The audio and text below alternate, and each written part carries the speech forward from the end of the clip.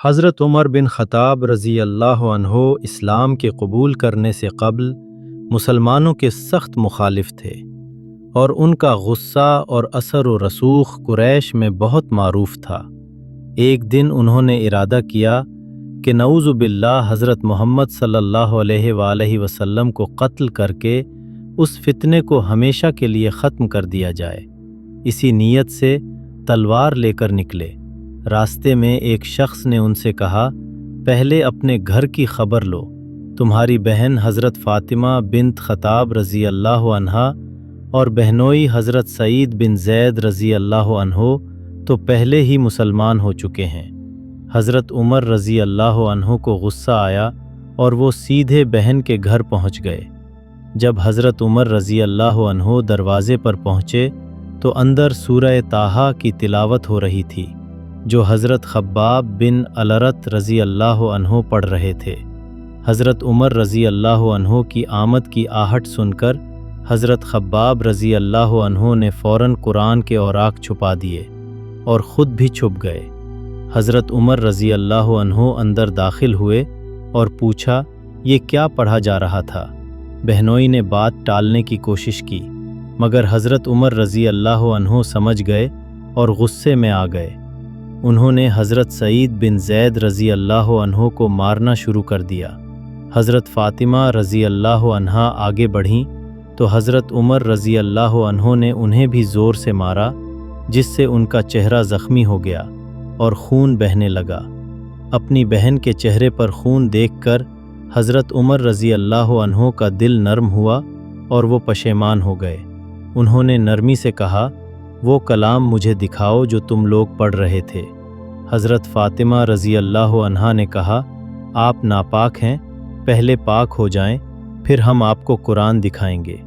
حضرت عمر رضی اللہ عنہ نے وضو کیا، پاک ہوئے، پھر صحیفہ ان کے ہاتھ میں دیا گیا۔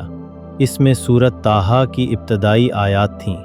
جب حضرت عمر رضی اللہ عنہ نے آیات پڑھنا شروع کی تو دل ہلنے لگا۔ وہ پڑھتے گئے یہاں تک کہ اس آیت پر پہنچے، اننی انا اللہ لا الہ الا انا فاعبدنی واقم الصلاۃ لذکری، بے شک میں ہی اللہ ہوں، میرے سوا کوئی معبود نہیں، بس میری عبادت کرو اور میری یاد کے لیے نماز قائم کرو۔ یہ آیت حضرت عمر کے دل میں اتر گئی، آنکھوں سے آنسو جاری ہو گئے۔ وہ بے اختیار بولے، یہ کلام تو واقعی سچا اور عظیم ہے، کیا یہی وہ چیز ہے جس سے میں دشمنی کر رہا تھا؟ اسی لمحے حضرت خباب باہر نکل آئے اور خوشی سے پکارے، اے عمر، رسول اللہ کی دعا تمہارے حق میں قبول ہو گئی۔ کل رات رسول اللہ نے دعا کی تھی کہ اے اللہ، عمر بن خطاب یا ابو جہل بن ہشام، ان میں سے جسے تو چاہے اسے اسلام کے لیے منتخب کر لے، اور اللہ نے تمہیں چن لیا۔ حضرت عمر نے کہا، محمد اس وقت کہاں ہیں؟ مجھے ان کے پاس لے چلو۔ حضرت خباب نے بتایا کہ وہ دار ارقم میں ہیں۔ حضرت عمر فوراً دار ارقم کی طرف روانہ ہوئے۔ جب دروازہ کھٹکھٹایا تو صحابہ کو خدشہ ہوا کہ شاید وہ اب بھی پرانے ارادے سے آئے ہیں۔ حضرت حمزہ نے کہا، اگر وہ بھلائی کی نیت سے آیا ہے تو خیر، ورنہ اس کی تلوار سے نمٹ لیں گے۔ نبی کریم نے فرمایا، دروازہ کھولو۔ حضرت عمر اندر داخل ہوئے۔ حضور نے فرمایا، اے عمر، کیا تم نہیں رکو گے؟ کب تک دشمنی کرتے رہو گے؟ یہ سن کر حضرت عمر رو پڑے اور بولے، میں گواہی دیتا ہوں کہ اللہ کے سوا کوئی معبود نہیں اور آپ اللہ کے رسول ہیں۔ یہ سن کر نبی کریم نے اللہ اکبر کہا اور صحابہ نے تکبیر بلند کی۔ اس آواز کی گونج مکے کی گلیوں تک پہنچ گئی۔